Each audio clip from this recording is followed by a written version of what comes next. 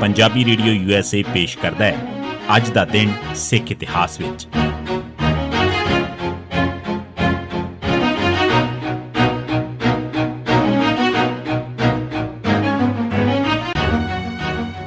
ਸਿੱਖ ਇਤਿਹਾਸ ਦੀਆਂ ਘਟਨਾਵਾਂ 'ਚ 14 ਜੁਲਾਈ ਦਾ ਦਿਨ। 1848 ਰਾਣੀ ਜਿੰਦਾਂ ਦੇ ਸਾਰੇ ਕੱਪੜੇ ਉਤਰਵਾ ਕੇ ਜਾਮਾ ਤਲਾਸ਼ੀ ਲਈ ਗਈ ਤੇ ਸਾਰੇ ਗਹਿਣੇ ਤੇ ਪੈਸੇ ਜ਼ਬਤ ਕਰ ਲਏ ਗਏ।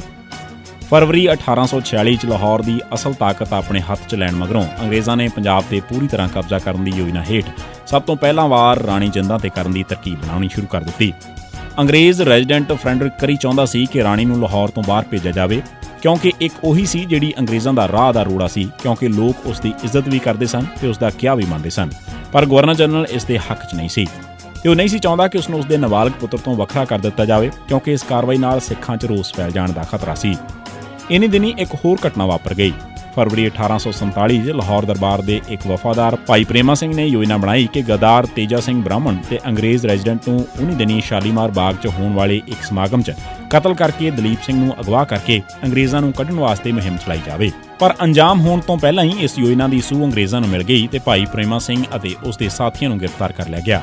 ਇਸ ਸਾਜ਼ਿਸ਼ ਨੂੰ ਆਧਾਰ ਬਣਾ ਕੇ ਰਾਣੀ ਤੇ ਵੀ ਮੁਕੱਦਮਾ ਚਲਾਉਣ ਦੀ ਸੋਚੀ ਗਈ।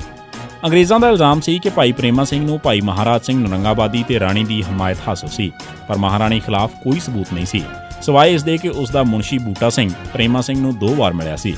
ਅੰਗਰੇਜ਼ ਰੈਜ਼ੀਡੈਂਟ ਦੀ ਰਾਣੀ ਜਿੰਦਾਂ ਤੇ ਕੇਸ ਚਲਾਉਣ ਦੀ ਸਿਫਾਰਿਸ਼ ਨੂੰ ਗਵਰਨਰ ਜਨਰਲ ਨੇ ਰੱਦ ਕਰ ਦਿੱਤਾ, ਕਿਉਂਕਿ ਬੂਟਾ ਸਿੰਘ ਵਾਲਾ ਸਬੂਤ ਕਮਜ਼ੋਰ ਜਿਹੀ ਗੱਲ ਸੀ ਜੋ ਲੋਕਾਂ ਨੂੰ ਹਜ਼ਮ ਨਹੀਂ ਸੀ ਹੋਣ ਵਾਲਾ। ਇਸ ਮਗਰੋਂ 7 ਅਗਸਤ 1847 ਦੇ ਦਿਨ ਰੈਜ਼ੀਡੈਂਟ ਨੇ ਅੰਗਰੇਜ਼ਾਂ ਦੇ ਮਦਦਗਾਰਾਂ ਪਰ ਲਾਹੌਰ ਦਰਬਾਰ ਦੇ ਗਦਾਰਾਂ ਦੇ ਸਨਮਾਨ 'ਚ ਇੱਕ ਸਮਾਗਮ ਰੱਖਿਆ। ਇਸ ਸਮਾਗਮ 'ਚ ਗਦਾਰ ਤੇਜਾ ਸਿੰਘ ਨੂੰ ਵੀ ਰਾਜਾ ਦਾ ਤਿਲਕ ਲਾਇਆ ਜਾਣਾ ਸੀ। ਬਾਲ ਮਹਾਰਾਜਾ ਦਲੀਪ ਸਿੰਘ ਨੇ ਐਨ ਮੌਕੇ ਤੇ ਹੱਥ ਪਿੱਛੇ ਕਰਕੇ ਤਿਲਕ ਲਾਉਣ ਤੋਂ ਨਾਂਹ ਕਰ ਦਿੱਤੀ। ਇਸ ਤੇ ਅੰਗਰੇਜ਼ਾਂ ਨੇ ਇੱਕ ਪੁਜਾਰੀ ਕੋਲੋਂ ਤਿਲਕ ਲਵਾ ਦਿੱਤਾ। ਲਾਰਡ ਹਾਰਡਿੰਗ ਨੇ ਇਸ ਦਾ ਜ਼ਿੰਮੇਵਾਰ ਰਾਣੀ ਨੂੰ ਠਹਿਰਾਉਂਦਿਆਂ ਕਿਹਾ ਕਿ ਉਹ ਆਪਣੇ ਦੁਸ਼ਮਣਾਂ ਦੇ ਸਨਮਾਨ ਤੋਂ ਔਖੀ ਸੀ, ਇਸ ਕਰਕੇ ਉਸ ਦੇ ਮੁੰਡੇ ਦਲੀਪ ਸਿੰਘ ਨੂੰ ਅਜਿਹਾ ਕਰਨੋਂ ਰੋਕਿਆ ਗਿਆ। ਹਾਲਾਂਕਿ ਦਲੀਪ ਸਿੰਘ ਨੇ ਕੇਸਰ 'ਚ ਉਂਗਲ ਪਾ ਵੀ ਦਿੱਤੀ ਸੀ, ਪਰ ਰਾਣੀ ਦੇ ਇਸ਼ਾਰਾ ਕਰਨ ਤੇ ਉਸਨੇ ਆਪਣਾ ਹੱਥ ਪਿੱਛੇ ਖਿੱਚ ਲਿਆ ਤੇ ਕੁਰਸੀ ਤੇ ਢੋਲ ਆ ਕੇ ਬੈਠ ਗਿਆ। ਇਸ ਤੋਂ ਮਗਰੋਂ ਰਾਣੀ ਦੇ 5 ਵਫਾਦਾਰ ਸੇਵਾਦਾਰ ਮੰਗਲਾ, ਜੀਵਨ ਸਿੰਘ, ਹੀਰਾ ਸਿੰਘ, ਅਮੀਰ ਬਖਸ਼ ਤੇ ਹਰਦਿਆਲ ਨੂੰ ਨੌਕਰੀ ਤੋਂ ਕੱਢ ਕੇ ਲਾਹੌਰ ਤੋਂ ਬਾਹਰ ਭੇਜ ਦਿੱਤਾ ਗਿਆ। ਰਾਣੀ ਨੂੰ ਵੀ ਕਿਲੇ ਦੀਆਂ ਦੀਵਾਰਾਂ ਅੰਦਰ ਮਹਿਦੂਦ ਕਰ ਦਿੱਤਾ ਗਿਆ। ਉਸ ਨੂੰ ਆਪਣੀ ਮਰਜ਼ੀ ਦੇ ਲੋਕਾਂ ਨਾਲ ਮਿਲਣੋਂ ਵੀ ਰੋਕ ਦਿੱਤਾ ਗਿਆ। ਇਸ ਤੋਂ ਕੁਝ ਦਿਨ ਮਗਰੋਂ 19 ਅਗਸਤ 1847 ਨੂੰ ਉਸ ਨੂੰ ਲਾਹੌਰ ਤੋਂ ਸ਼ੇਖੂਪੁਰਾ ਭੇਜ ਦਿੱਤਾ ਗਿਆ। ਉਸ ਦੀ ਪੈਨਸ਼ਨ ਵੀ 1.5 ਲੱਖ ਤੋਂ ਘਟਾ ਕੇ ਸਿਰਫ 48,000 ਰੁਪਏ, ਤੀਜਾ ਹਿੱਸਾ ਤੋਂ ਵੀ ਘਟਾ ਦਿੱਤੀ ਗਈ ਤੇ ਮਈ 1848 'ਚ ਰਾਣੀ ਜਿੰਦਾਂ ਨੂੰ ਪੰਜਾਬ ਤੋਂ ਹਿੰਦੁਸਤਾਨ ਭੇਜ ਦਿੱਤਾ ਗਿਆ। ਉਸ ਨੂੰ ਸ਼ੇਖੂਪੁਰਾ ਤੋਂ ਬਨਾਰਸ ਲਿਜਾਇਆ ਗਿਆ। 15 ਮਈ 1848 ਦੇ ਦਿਨ ਉਸ ਦਾ ਪੰਜਾਬ 'ਚ ਆਖਰੀ ਦਿਨ ਸੀ। ਹੁਣ ਉਸ ਦੀ ਪੈਨਸ਼ਨ, ਜੋ ਪਹਿਲਾਂ 1.5 ਲੱਖ ਤੋਂ 48,000 ਕਰ ਦਿੱਤੀ ਗਈ ਸੀ, ਹੁਣ ਹੋਰ ਘਟਾ ਕੇ ਸਿਰਫ 12,000 ਸਾਲਾਨਾ ਕਰ ਦਿੱਤੀ ਗਈ।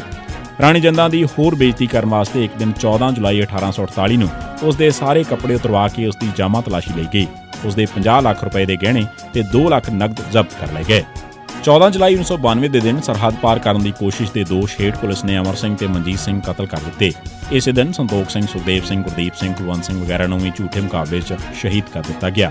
ਇਨੀ ਦਿਨੀ ਸਰਹੱਦ ਦੇ ਆਲੇ ਦੁਆਲੇ ਤਕਰੀਬਨ 20 ਤੋਂ 30 ਤੱਕ ਸਿੱਖ ਸਰਹੱਦ ਪਾਰ ਕਰਨ ਦੇ ਝੂਠੇ ਮੁਕਾਬਲੇ ਬਣਾ ਕੇ ਕਤਲ ਕਰ ਦਿੱਤੇ ਗਏ।